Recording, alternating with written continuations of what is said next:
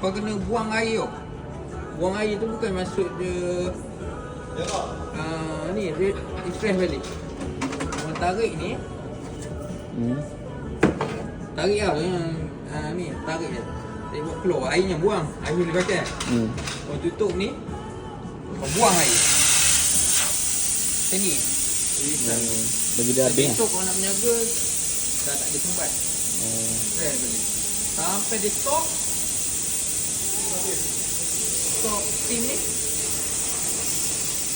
Dia akan lama lah. Tapi tank kau nak tutup ni tu, kau boleh buat kerja lain, closing lain lah, cuci apa kan. Dia sampai dia mati sendiri. Mati sendiri kau tutup balik. Tutup balik. Switch bawah ni, ni ada bawah switch ni. Off on. Switch. Tak ada lampu, tak ada ni. Tu ni boleh letak balik. Air kau yang buang uji. So nak carry. Yalah. Air tak boleh pakai air pahit. Tak boleh pakai air pahit, tak boleh pakai air mineral. Oh, rosak. Bukan rosak. Dia tak boleh proses. Dia garam tu. Garam tu putih. Kalau pakai pahit tu, dia akan melekat dekat pahit tu. Pahit tu ada mineral tu. Mineral, garam mineral. Lepas tu nanti sumbat. Sumbat dia ni melekat dekat pahit. Lepas tu dia, garam tu melekat dekat boiler semua. Boiler dia panjang ni, dia panjang ni. Dekat boiler tu nanti banyak daki-daki garam. Garam mineral tu. Tu sumbat habis lah. Nak kena hantar, habis. Rosak. Tapi air mineral pun tak boleh proses kan? Dia tak boleh, kalau tekan dia tak keluar. Mineral tu. Dia drinking water. Dia ada lagi ni. Kita tak buat. Dia ada lagi. Pasal tadi tak habis. Yang tadi tak habis. Kau kena buat lagi habis. Ya. Kau nak open ni balik.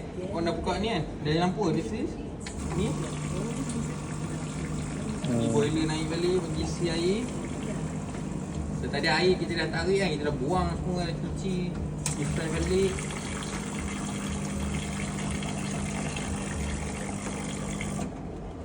Dia bunyi kan. Kau test air. Kita bagi kau. Kalau korang rajin 3 hari sekali ambil spanner flat kan. Scraper flat. Buka bawah. Bunga. Buka bawah tu. Buka bawah tu. Keluar filter tu. Filter tu kena cuci. Kau cuci. Kalau tak cuci pun 3 hari sekali. Tapi hari-hari korang kena cuci lah, bagi bersih. Bagi kilat. Macam tu.